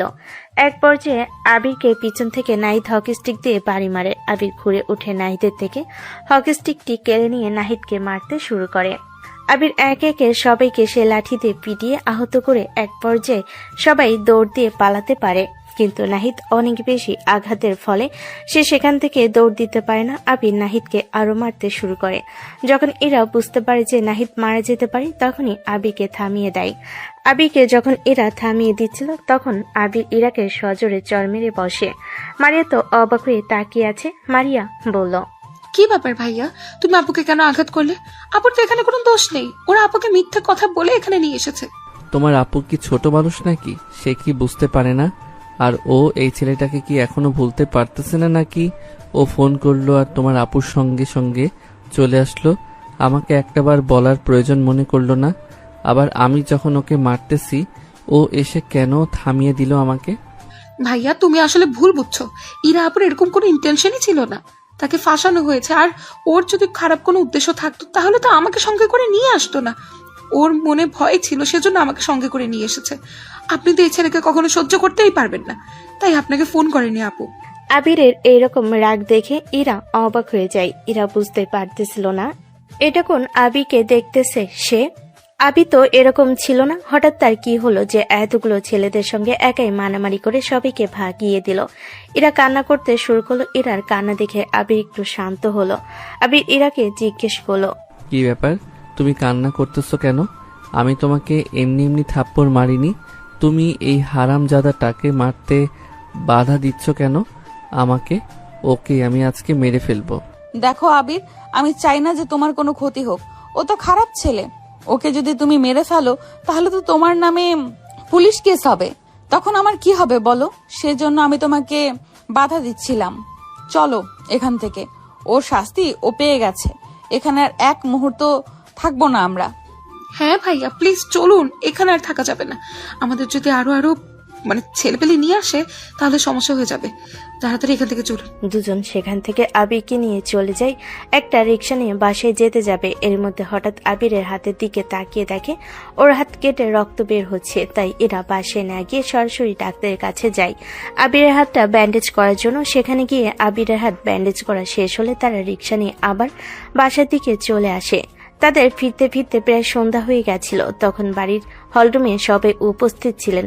সবাই টিভি দেখছিল আর আড্ডা দিচ্ছিল।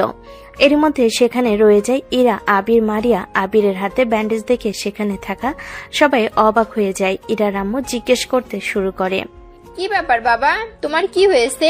তোমার হাত ব্যান্ডেজ করা কেন? আর ইরা, তোর জামা কাপড়ের, মারিয়ার জামা কাপড়ে ময়লা লেগে আছে কেন? কি হয়েছিল সত্যি করে বলতো? তোরা কি রোডে অ্যাক্সিডেন্ট করেছিলি নাকি? আবির, ইরা কেউই তার আম্মুর প্রশ্নের উত্তরের জবাব দিতে পারছিল না। সবাই চুপচাপ হয়ে দাঁড়িয়ে আছে। ইরার বাবা তাদের এইরকম চুপচাপ দেখে অনেক রেগে যায়। মারিয়া আর চুপচাপ থাকতে পারে না, ইরার বাবাকে বলতে লাগলো, চাচু, আপুর ভার্সিটির একটা ছেলে ওকে মিথ্যে বলে আপনার ফাঁকা জায়গায় নিয়ে আপুর ক্ষতি করতে চেয়েছিল, কিন্তু কপাল ভালো সেখানে আবির ভাই উপস্থিত হয়ে গেছে। আবির ভাইয়া না থাকলে অনেক বড় ক্ষতি হয়ে যেত আজকে। কি এত বড় সাহস? কার যে আমার মেয়েকে ক্ষতি করতে চেয়েছিল? ওই ছেলেটার নাম বল, ওর ঠিকানা বল, আজকে ওকে মেরে ফেলবো। মারিয়া, তোর আব্বুকে ফোন দে। তোর আব্বুর আজকে তো চলে আসার কথা। ফোন দিয়ে শোন তোর আব্বু কোথায় আছে। দেখো, এখন উত্তেজিত হয়েও না, আগে বিষয়টা নিয়ে একটু ভাবো। কি হয়েছে বিস্তারিত ভালোভাবে শোনো। কোনো কিছু না ভেবে না শুনে উল্টাপাল্টা কিছু করে ফেলো না, পরে আবার হিতে বিপরীত হয়ে যেতে পারে। হ্যাঁ চাচু, ওরা ভালো না, ওরা অনেক খারাপ। ওদের অনেক লোক আছে, ওদের সঙ্গে সহজে তোমরা পেরে উঠবে না। ওদের সঙ্গে গ্যাঞ্জাম করতে যেও না, যা হওয়ার সেটা তো হয়েই গেছে। এই উত্তেজনার মুহূর্তেই হঠাৎ সেখানে উপস্থিত হয় মারিয়ার আব্বু আর মারিয়ার আম্মু। তারা দুজনেই অন্য একটা বিভাগে চাকরি করে। তারা আবিরের বিয়েতেও আসতে পারে নাই, কিন্তু এখন ছুটি রয়েছে, সেজন্য বাসে এসে শুনে এরকম অবস্থার কথা। তখনই তার মাথা গরম হয়ে যায়। তাদের বাড়ির মেয়ের সঙ্গে এরকম আচরণ তারা মেনে নিতে পারতেছে না। কার এত সাহস ভাইয়া বলেন? আমার কিন্তু মাথায় রক্ত উঠে যাচ্ছে। আবার আমাদের পরিবারের জামাইকে ওরা মারধর করেছে। আব্বু, তুমি তো মাত্রই আসলে, একটু ঠান্ডা হও, আগে বিস্তারিত শোনো। আর আবির ভাইয়াকে তো ওরা মারেনি, আবির ভাইয়া ওদেরকে অনেক মেরেছে। এই কারণে আবির ভাই তার হাতে আঘাত লেগেছে। আবির ভাইয়া ওদের এত মেরেছে 5-6 জন তো পালিয়েছে। আর যে মূল শয়তান, সে আর উঠে দাঁড়াতেই পারেনি, ওখানেই শুয়ে পড়েছিল। আবির ভাইয়া তোমাকে মেরে ফেলতো, কিন্তু উফ, ইরা আপনি জোর করে আবির ভাইয়াকে সেখান থেকে নিয়ে এসেছে। কি বলো? ওরা কারা? ওদের এত বড় সাহস একটা মেয়েকে এইভাবে ডেকে নিয়ে তার ক্ষতি করতে চায়? ওদের তো সহজে ছাড়া যাবে না।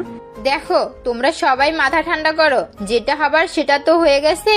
আর তুমি তো মারিয়ার মুখ থেকে শুনলে আবির তো ওই ছেলেদেরকে অনেক মারধর করেছে। একটা ছেলের অবস্থা নাকি আশঙ্কাজনক। এখন এর মধ্যে যদি আবার তোমরা নতুন করে ঝামেলা করতে যাও তাহলে কিন্তু এখানে পুলিশ ছড়িয়ে যেতে পারে। তাই যা হবার হয়ে গেছে, ওরা মামলা করেও সাহস পাবে না। এখন এগুলো বাদ দাও। হ্যাঁ চাচ্চু, আব্বু, তোমরা দুজন একটু ঠান্ডা হও। আবির ভাইয়া তো ওদেরকে অনেক মেরেছে, আর নতুন করে ওদেরকে মারতে হবে না তোমাদের। ওরা যে মার খেয়েছে 7 দিনে এমনিতেও বিছানা থেকে উঠতে পারবে না। আমিও সেটাই বলতেছি, যেটা হবার সেটা তো হয়ে গেছে। এটা নিয়ে আর বেশি বাড়াবাড়ি না করলে ভালো হবে। ওই ছেলেটাকে এমনিতেই আবির অনেক মেরেছে, তাই নতুন করে ঝামেলা না বাড়ানোই ভালো। এর থেকে তোমরা এখানে ভুলে যাও সবকিছু। সবাই তখন শান্ত হয়ে গেল। সবাই বুঝতে পারলো আসলে এই কথাটা সত্যি। আবি যেহেতু ওদেরকে অনেক মারধর করেছে, তাই আর তারা এই বিষয়টা নিয়ে বেশি কথা বলল না। ইরা আবিকে নিয়ে রুমে চলে গেল। রুমে গিয়ে আবিকে ভালোভাবে শুয়ে দিয়ে তার হাত পা টিপে দিল। তারপর তাকে খাওয়া দাওয়া করিয়ে বিছানায় ঘুম পাড়িয়ে দিয়ে সেও একটু পর ঘুমিয়ে গেল। সকালে ঘুম থেকে উঠতেই আবিকে দেখে ইরা অবাক। আবির ঘরের মধ্যে জগিং করতেছে। ইরা জিজ্ঞেস করলো, কি ব্যাপার, কালকে তুমি যে মারামারি করেছো, আজকে সকালে উঠে তুমি এইভাবে জগিং করতেছো কিভাবে? তোমার কি হাত পা ব্যথা করতেছে না নাকি? আরে আমার হাত ব্যথা করবে কেন? আমি তো আর তেমন একটা মার খাইনি। আমি শুধু ওদেরকে মেরেছি। আমার শুধু এই ডান হাতে একটু ব্যথা আঙুলে, তাছাড়া আর তেমন কোনো ব্যথা নেই। আর আমি তো ওদের লাস্টে স্টিক দিয়ে পিটিয়েছি, সেজন্য আমার তেমন একটা আঘাত লাগেনি। তোমার এত চিন্তা করতে হবে না। আবার কালকের মতো আমার জন্য চা করে নিয়ে এসেছো দেখতেছি। আবার আগের মতো লবণ বেশি হয়নি তো? জি না, ভুল কি প্রতিদিন হয় নাকি? মানুষের একটা দিন ভুল বাই মিস্টেক হয়ে গেছে, তাই বলে কি প্রতিদিন হবে নাকি? চাটা খেয়ে নাও, খেয়ে আব্বু তোমাকে সঙ্গে নিয়ে যাবে, আব্বুর সঙ্গে চলে যাও। কালকে একটা দিন আমার ছুটি ছিল, ভাবলাম তোমাদের নিয়ে অনেক আড্ডা দিব, কিন্তু সেটা আর হলো না। আজকে আবার শুরু হয়ে গেল সেই কাজ আর কাজ। এটা তুমি কেমন কথা বললে? আব্বু জানে তুমি অসুস্থ, সেজন্য তোমাকে নিয়ে শোরুমে যাবে। সেখানে কিছু দরকারি কাজ আছে যেটা তুমি ছাড়া অন্য কেউ পারে না। বোঝাও না, তাই তুমি তাদেরকে একটু বুঝিয়ে দেবে, আবার চলে আসবে। এটা তো আর কাজ হলো না নাকি? তুমি এটাও পারবে না? যদি না পারো তাহলে আমি আব্বুকে নিষেধ করে দিচ্ছি। আরে না না, কোনো প্রবলেম নাই, এই কাজ করতে পারবো না। কেন? আচ্ছা থাকো, তাহলে আমি রেডি হয়ে বের হলাম। আবি রেডি হয়ে ইরার আব্বুর সঙ্গে শোরুমের দিকে চলে গেল। সেখানে গিয়ে সব কাজ বুঝিয়ে দিয়ে তার শ্বশুর মানে ইরার আব্বু তার জন্য কিছু ফল কিনেছে, সেটা তাকে দিয়ে দেয় এবং ইরার জন্য চকলেট কিনেছে, সেগুলো ইরার বাবা তার কাছে দিয়ে অনেকগুলো টাকা দিয়েছে বাসায় রাখার জন্য। সে টাকার ব্যাগ তার কাছে, সেগুলো নিয়ে আবির বাসার দিকে আসতেছিল। এর মধ্যে রাস্তায় তাকে কিছু পোলাপান ঘিরে ধরে। আবির জিজ্ঞেস করে, কি ব্যাপার, কারা তোমরা? এইভাবে রিক্সার সামনে এসে দাঁড়ালে কেন? কি সমস্যা তোমাদের? কি ব্যাপার, আমাকে চিনতে পারিস নাই নাকি? তুই কালকে তো অনেক মেরেছিস আমাদেরকে, আজকে তোর অবস্থা খারাপ করে ফেলবো। দেখো, যেটা হওয়ার সেটা হয়ে গেছে। তুমি আমার ওয়াইফের সঙ্গে খারাপ ব্যবহার করেছো, সেজন্য আমি তোমাদেরকে মেরেছিলাম। তখন আমার মাথা ঠিক ছিল না, কিন্তু এখন তোমরা আমার সঙ্গে আর কোনো গ্যাঞ্জাম কইরো না। তোকে তো এত সহজে আমি ছাড়ছি না, তোকে আমি মেরে প্রতিশোধ নিয়ে ছাড়বো। তুই কার গায়ে হাত তুলেছিস সেটা তোর জানা উচিত ছিল। এই, ওকে ধর তো। এই বলে সবে আবিকে রিক্সা থেকে টেনে নিচে নামিয়ে মারধর করতে শুরু করলো। এদিকে তার টাকার ব্যাগ আরো কিছু জিনিসপত্র রিক্সার উপরে ছিল, সেটার উপর কারোর খেয়াল হয়নি। আবিকে তারা অনেক মারতেছিল। আবিরের নাক মুখ দিয়ে রক্ত বের হচ্ছিল। সে শুধু একটা কথাই ভাবছিল, টাকার ব্যাগের কথা। সেখানে অনেক টাকা ছিল, সেজন্য সে খুব কষ্টে তাদের সঙ্গে মারধর করতে থাকে। কিন্তু তারা সংখ্যায় বেশি ছিল, তারপরও আবার চেষ্টা করেছে মালগুলো প্রতিহত করার জন্য। অনেক চেষ্টা করে সবাইকে একটু দূরে সরিয়ে দেয় আবির। হাতে একটা লাঠি পাই, সেটাকে দিয়ে সবাইকে আঘাত করতে শুরু করে। তারপরে সে সময় ব্যাগ নিয়ে দৌড় দেয়। পিছে পিছে সবাই ছুটতেছিল। এর মধ্যে অনেক মানুষ সেখানে চলে আসে। তার মধ্যে আবির একটা পরিচিত লোক ছিল। তার হাতে সে ব্যাগটি তুলে দেয়। দেওয়ার সঙ্গে সঙ্গে আবির মাটিতে লুটিয়ে পড়ে। সবাই আবিরকে ধরাধরি করে হসপিটালে নিয়ে যায়। তার সঙ্গে ছিল তার সেই পরিচিত আশিক ভাই। সেও টাকার ব্যাগ সঙ্গে নিয়ে আবিরের সঙ্গে যাচ্ছিল হসপিটালে। যাওয়ার পরে ইরার পরিবারকে সবকিছু জানায়। সঙ্গে সঙ্গে ইরার পরিবার হসপিটালে এসে উপস্থিত হয়। ডাক্তার সাহেব, আবির এখন কেমন আছে? ওর সঙ্গে আমি দেখা করব। দেখুন, এখন রোগীর সঙ্গে দেখা করা যাবে না। রোগী এখন অজ্ঞান হয়ে আছে। ওনাকে আমরা ইনজেকশন দিয়েছি, সেলাইন দিয়ে রেখেছি। জ্ঞান ফিরলেই আপনাদেরকে আমরা ইনফর্ম করব। ডাক্তার সাহেব, আবিরকে কারা হসপিটালে নিয়ে এসেছে আমাকে একটু বলবেন? দেখুন, ওই যে একটা লোক ব্যাগ নিয়ে দাঁড়িয়ে আছে, উনি আবিরের সঙ্গে ছিলেন। আরো অনেকেই ছিলেন, তারা সবাই চলে গেছে। উনিই শুধু এখানে রয়ে গেছেন। ইরার আব্বু ইরা দৌড় দিয়ে ওই লোকটার পাশে যায়। ইরার আব্বু ওকে দেখে সঙ্গে সঙ্গে চিনে ফেলে। আবিরের ব্যাপারে জিজ্ঞেস করতে শুরু করে কি হয়েছিল ওর। আশিক, তুমি কি সবকিছু দেখেছো? কারা ছিল, ওকে কারা এভাবে মারধর করেছে আমাকে বলো একটাবার। কাকা, আমরা যদি সঠিক সময়ে ওখানে না আসতাম তাহলে হয়তো ওরা আবিরকে মেরে ফেলতো। আর ওদেরকে আমি চিনি, তো ওরা আমাদের পাশের এলাকারই পোলাপান, কিন্তু একজনের বাবার নাম আমি জানি। ওই ছেলেটার নাম হচ্ছে নাহিদ, ওর বাবার নাম শফিক। ওরাই আবিরকে মারধর করেছে। আমি তোদের সবাইকে সেদিন বললাম যে ওকে একটা শিক্ষা দিতে হবে, কিন্তু তোরা কেউ আমার কথা শুনলি না। আজকে দেখলি তো এর অবস্থা কি হয়। এখন আবিরের আব্বু আম্মুকে আমি কি জবাব দিব? আবিরের আব্বুকে আমি অন্য একটা জেলায় পাঠিয়েছি, সেখানে আমার শোরুম আছে। সে তো এখনো কিছু জানে না যে কি হয়েছে তার ছেলের সঙ্গে। তাকে আমি কিভাবে বলবো? সে যদি ওখান থেকে শুনতে পারে তার ছেলের এই অবস্থা, তাহলে কি ভাববে? আর কোনো কিছু ভেবে লাভ নেই ভাইজান, এখন আমি থানায় ফোন করতেছি। আর কোনো কথা হবে না, ওদের নামে মামলা করে দিতে হবে। ওরা অনেক বেড়ে উঠেছে, ওদেরকে একটা শিক্ষা দিতেই হবে। হ্যাঁ, তুমি একদম ঠিক কথা বলেছ। আর বেশি দেরি কইরো না, এখনই থানায় ওসিকে ফোন করো, ফোন করে বলো ঘটনাটা, তারা দ্রুত ব্যবস্থা নিবে। মারিয়ার আব্বু আর কোনো কিছু না ভেবে সরাসরি তাদের থানার ওসিকে ফোন করে ঘটনাটা খুলে বলে। থানার ওসিও বিষয়টার প্রমাণ নিয়ে দ্রুত ব্যবস্থা নিল। সে গিয়ে নাহিদকে তার বাসা থেকে ধরে ফেলল। সবাইকে ধরতে সক্ষম হয়েছে এবং তাদের নামে অ্যাটেম্প টু মার্ডার চার্জশিট হয়ে গেছে, কিন্তু লিখিত অভিযোগের জন্য তাদের একজনকে থানায় যেতে বলে।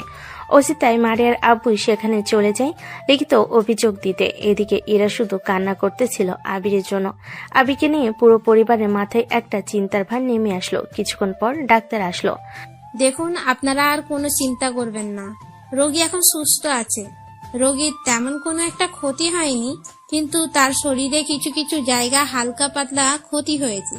এটার জন্য কোনো সমস্যা নাই, আমরা ওষুধ দিয়ে দিয়েছি, এখন ব্যথা কম হবে। তাকে আপনারা বাসায় নিয়ে যেতে পারেন, বিলটা পরিশোধ করে দিয়ে। ডাক্তার সাহেব, আবিরের তো আর কোনো প্রবলেম হবে না তো? ও তো এখন ঠিকঠাক মতো চলাফেরা করতে পারবে? হ্যাঁ, রোগী এখন আগের মতোই চলাফেরা করতে পারবে, ওনার কোনো সমস্যা হবে না। কিন্তু ওনাকে এভাবে যারা মারধর করেছে তাদের বিরুদ্ধে কোনো ব্যবস্থাই নেননি আপনারা? হ্যাঁ, আমরা থানায় জানিয়েছি, তারা সবাইকে অ্যারেস্ট করেছে। এখন আমার ভাই লিখিত অভিযোগ দিতে গেছে, ওদের সবারই শাস্তি হয়ে যাবে। কিন্তু আমার চিন্তা হচ্ছে আবিরকে নিয়ে। এখন আর কোনো চিন্তা করার কারণ নেই, আপনারা রোগীকে বাসায় নিয়ে যেতে পারেন। উনি অনেক সুস্থ হয়ে আছেন, এখন ঠিক আছে, ভালো থাকবেন। আপনারা রোগী একটু খেয়াল রাখবেন। ডাক্তার চলে যেতে সেখানে সে উপস্থিত হয় আশিক। সে আবির দেওয়া সেই কালো ব্যাগটি ইরার বাবার হাতে তুলে দেয়। ইরার বাবা ব্যাগটা দেখে অবাক হয়ে যায়। তখন সে বুঝতে পারে আবির এই ব্যাগটা বাঁচানোর জন্য সে এত কষ্ট করেছে। এই ব্যাগটা আশিকের হাতে তুলে দিয়ে এসে অজ্ঞান হয়ে মাটিতে লুটিয়ে পড়েছে। তখন ইরার বাবা অবাক হয়ে যায় যে ঠিক এই কারণেই আবিরকে এত পছন্দ করে সে। এদিকে আবিকে বাসায় নিয়ে যাওয়ার ব্যবস্থা করতেছিল সবাই, আর এইদিকে থানায় মারিয়ার বাবা গিয়ে লিখিত অভিযোগ করার পরে সবার নামে অ্যাটেম্প টু মার্ডারের মামলা হয়। তাদের পরিবার অনেক রিকোয়েস্ট করার পরও সে মামলা তুলতে রাজি নয় মারিয়ার বাবা। সে থানা থেকে বেরিয়ে সোজা বাসায় চলে আসে। ওদিকে হাসপাতাল থেকে আবিরকে নিয়ে তারা সবাই বাসায় চলে আসে। এসে আবিরকে বিছানায় শুয়ে দেয় আর সারাক্ষণ এরা আবিরের পাশেই বসে থাকতো যাতে তার কষ্ট না হয়। এভাবে 5-7 দিন চলে যাওয়ার পরে আবির পুরোপুরি সুস্থ হয়ে যায়, আর এইদিকে ওই বকাটে ছেলেগুলো সাজা হয়ে যায়। আচ্ছা আবির, তুমি এত বড় রিস্ক কেমনে নিলে বলো তো? টাকার ব্যাগটা তখনই যদি রেখে পালিয়ে আসতে তাহলে কিন্তু তোমার এত মার খেতে হতো না। কি বলতেছেন? আমি এটা কখনোই করতে পারতাম না। ওই টাকাটা আমার জন্য আমানত ছিল, আর আমি আমানতের খেয়ানত করতে পারবো না। আমাকে সবাই ভুল বুঝতো, তাই আমি জান প্রাণ দিয়ে চেষ্টা করেছি টাকাগুলো রক্ষা করার জন্য। তাই বলে তুমি এত কষ্ট করবে? যদি টাকাটা রেখে পালিয়ে যেতে তাহলে তুমি বেঁচে যেতে হয়তো, কিন্তু তুমি আরো একবার প্রমাণ করে দিলে যে তোমাকে আমি কেন এত বিশ্বাস করি, এত ভালোবাসি। আর ঠিক সেই কারণেই তোমার মতো একটা ছেলেকে আমার মেয়ের হাজব্যান্ড হিসেবে বেছে নিয়েছি।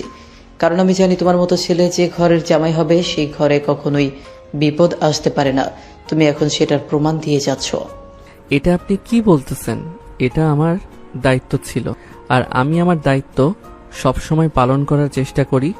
আমি কখনোই দায়িত্বকে অবহেলা করি না। তুমি হচ্ছে হীরার টুকরো এক ছেলে, তোমার মতো ছেলে সব ঘরে জন্ম নেয়, এটাই দোয়া করি। তুমি নিজে মার খেয়েছো, তাও টাকার ব্যাগটা তুমি ছেড়ে চলে আসোনি। সবাই যেন আবিরের প্রশংসায় পঞ্চমুখ হয়ে যাচ্ছিল। আবির সবাইকে নিষেধ করার পরও তাকে নিয়ে সবাই আলোচনা করতেছে। এরকম সবাই আলোচনা করতে করতে সবাই আবিরকে ঘরে গিয়ে রেস্ট করতে বলে। আবিরকে ইরা সঙ্গে নিয়ে রুমে চলে যায়। তুমি আসলে আমার লাইফ পার্টনার হিসেবে পারফেক্ট। তোমার মতো একটা মানুষ আমার জীবন সঙ্গী হিসেবে পেয়ে আমি আসলেই ধন্য। কিন্তু প্রথমে তোমাকে আমি অনেক অবহেলা করেছি, সেটার জন্য আমি অনুতপ্ত। ধরু, তুমি কিন্তু এখন আমাকে লজ্জা দিচ্ছ। এটা আমার দায়িত্ব। তোমাদের সবাইকে দেখে শুনে রাখার দায়িত্বটা তো আমারই। আমার তো আর হাজারটা বউ না, আমার একটা মাত্রই বউ। তাকে যদি আমি সেফটি দিতে না পারি তাহলে কিসের ছেলে মানুষ হলাম আমি? তোমার মতো মানুষ এই যুগে খুঁজে পাওয়াটা অনেক কঠিন। তুমি আসলে এই হীরার টুকরা একটা ছেলে।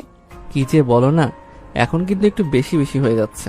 ও, তোমাকে তো সব থেকে খুশির সংবাদ দেওয়াই হয়নি। তুমি কি জানো তুমি বাবা হতে চলেছো?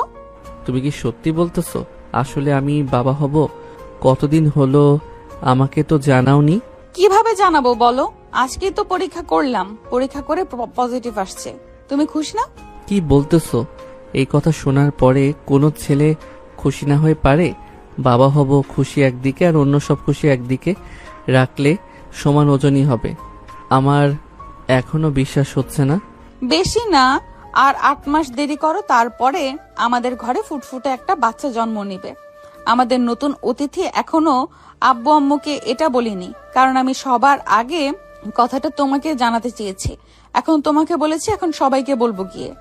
বাচ্চা হওয়ার কথা শুনে আবির অনেক খুশি হয়েছে। সে যদি এখন সুস্থ থাকতো হয়তো খুশিতে নাচতে শুরু করত। ইরাকে তার কাছে নিয়ে তাকে দুগালে চুমু খাচ্ছিল আর আদর করতেছিল। তার দুজন যে একে অপরকে কত ভালোবাসে সেটার প্রমাণ দিচ্ছিল। আবির যেন পুরো পরিবারের সবার কাছে পারফেক্ট, সত্যবাদী, সৎ একটা ছেলে নামে পরিচিতি পেয়ে গেছে। পুরো পরিবারের সবাই আবিরকে অনেক ভালোবাসে। পুরো পরিবার যখন জেনে যায় তাদের ঘরে নতুন অতিথি আসতে চলেছে, সবাই অনেক খুশি হয়। মার্কেট থেকে মিষ্টি এনে সবাইকে মিষ্টি দিতে শুরু করে। এদিকে ইরার আব্বু আম্মুর খুশি দেখে কে, তারা নানু হতে চলেছে। এর মতো আনন্দদায়ক আর কিছুই হতে পারে না। এদিকে আবির ইরাকে তার বুকের সঙ্গে জড়িয়ে ধরে শুয়ে আছে। দুজন দুজনকে কথা দিয়েছে তারা কেউ কাউকে কখনো ছেড়ে যাবে না। ভালোবাসার মূল্য সবাই দিতে জানে না। ভালোবাসার মূল্য যে দিতে জানে তাকে কেউ কখনো ছেড়ে চলে যায় না। পৃথিবীর সব ভালোবাসা এবং সব পরিবার যদি এরকম হতো ফ্রি মাইন্ডেড, তাহলে কখনোই হাজবেন্ড ওয়াইফের মধ্যে খারাপ সম্পর্ক হবে না। এভাবেই হাসি খুশি ভাবে গল্পটার শেষ প্রান্তে চলে আসলাম আমরা। সবাই ভালো থাকবেন।